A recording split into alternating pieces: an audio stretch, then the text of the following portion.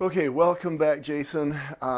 Primary residences. I'm going to give you grief on this one just like I do every other segment. I'm going to try and just make things like silly. Okay.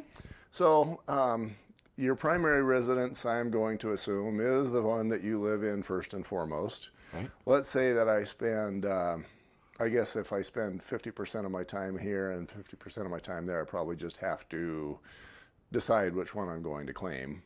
Yep. If it's 5149, then the 51 is my primary residence. What if I spend 5% of my time in each of 20 different homes? Well, as far as mortgage goes, which is the only one I can speak for, you'll still have one primary residence. Okay. Then you'll have a second home, maybe. Then the others are investment properties. Okay. Maybe all the others are investment properties. Maybe all of them are investment properties and you don't even have a primary residence. But that's neither here nor there. That would, Okay. we would chat. Tell me, and again, this goes back to talk to your accountant. Tell me about primary residences. Okay. A primary residence is somewhere where you've lived at least 2 of the last 5 years. Okay. That's what they say is a primary residence. If you're selling a home and you're worrying about paying capital gains, that's what you need to know. Did you live there for at least 2 of the past 5 years? And if you did, Primary residence, no capital gains. okay. So, and unless you yourself are making more than a $250,000 profit, or you and your wife are making more than $500,000, then you're getting into capital gains territory again.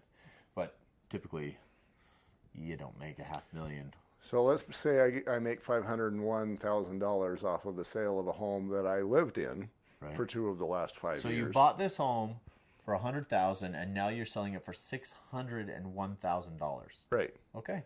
Yeah, capital gains.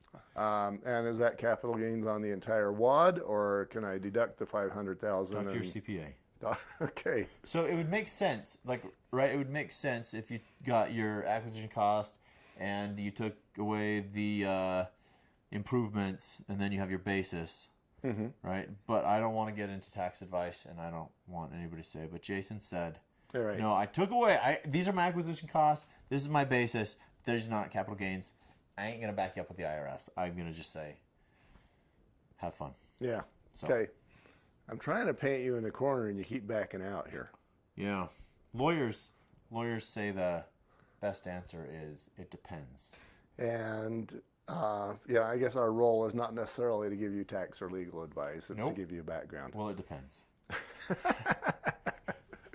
Okay, tell me more about what constitutes a primary residence. Okay, so if you live in a home 2 years, the home I bought from a good friend who's a plumber, who generaled out a house.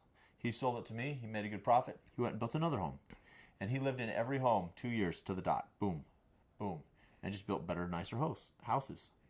I know a guy that did that. He ended up in a very nice home that he owned free and clear. Yeah, yeah. So that's one way to avoid capital gains. If you're turning them faster than that, you're gonna have to look at paying capital gains on that, and then again talk to your accountant or CPA. Yeah, and the primary residence is important because even though it doesn't qualify for the 1031 exchange, you do qualify for the 250 or the 500,000. What's that word? Deduction or Yeah, it's just exception? the threshold Yeah. before it's not capital gains. Okay.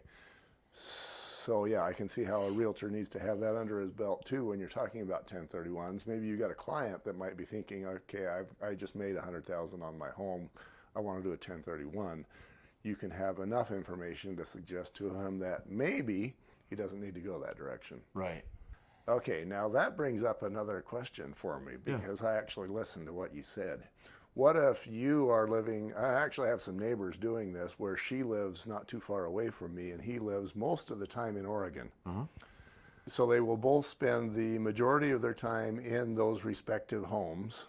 Are they both primary residences? It would depend on how you can only have one primary residence. Okay. It's primary. For a married couple can have one primary residence between Right. the two. If they were single, obviously, you've got two Right. primary residences. And then it'd be an interesting question for CPA if married filing separately. Maybe you could have two primary residences, but I don't know on that. That would be interesting. I know that if either you or your spouse has owned a home at least 2 of the past 5 years, that could count. So maybe we could. But once again, I don't know.